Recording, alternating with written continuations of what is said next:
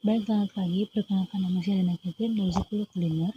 Jadi kali ini saya akan melakukan praktikum kolowit menguji gula, susu, serta juga kopi. Jadi bahan-bahan utamanya adalah susu tepung, lalu ada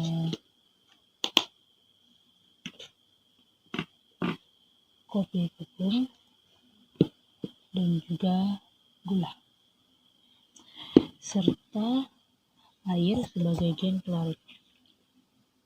Alat-alatnya ialah saya tidak memiliki gelas transparan atau kaca, jadi saya hanya memotong bagian bawah botol dan menjadikannya seperti ini, serta sendok sebagai yang larutnya.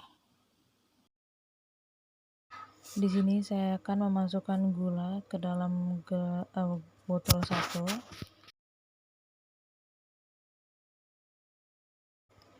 lalu mengisi susu tepung ke botol kedua,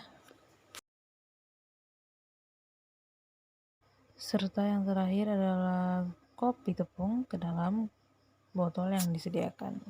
Semua dimasukkan ke dalam tempat masing-masing atau wadah masing-masing. Lalu di sini saya mengisi setiap botol dengan air.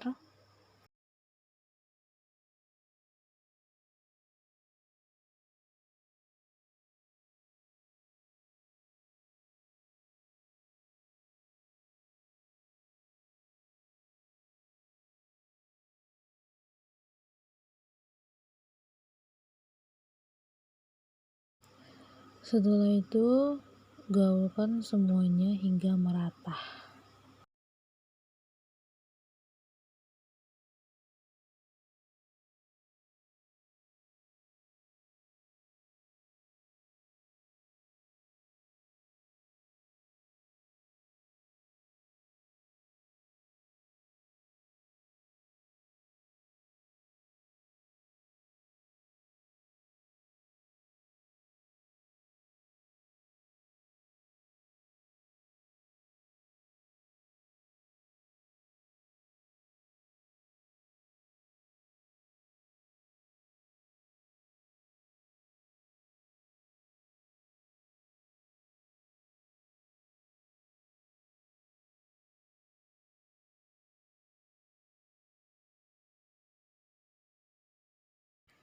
Secara fisik, di gelas 1 hanya ada satu fase homogen yang jernih dan stabil.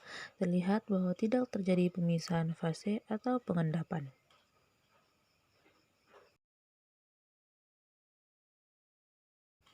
Pada gelas 2 hanya terlihat satu fase homogen yang keruh dan tampak stabil, namun campuran ini bisa dipisahkan akibat pemanasan atau pendinginan.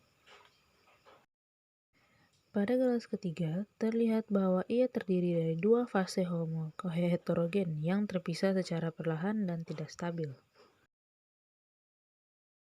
Sedangkan secara efek tindal, gelas 1 terlihat jelas dapat diteruskan pada sisi gelas lain. Efek yang ditunjukkan tidak tampak merupakan sifat dari larutan. Segelas 2, cahaya tidak menembus dan tidak bisa diteruskan pada sisi lain gelas seperti sebelumnya, melainkan ia dibiaskan ke segala arah oleh partikel. Partikel yang tidak terlihat tampak sebagai titik-titik terang. Ini adalah kolowit. Pada gelas ketiga, cahaya senter tidak dapat diteruskan pada sisi lain gelas. Ini merupakan ciri-ciri dari suspensi. Nah, dari ketiga-tiga cara tersebut, kita dapat mengelompokkan gula sebagai kumpulan larutan, susu tepung sebagai kolowit, dan kopi sebagai suspensi. Baik, ini saja. Sekian, terima kasih.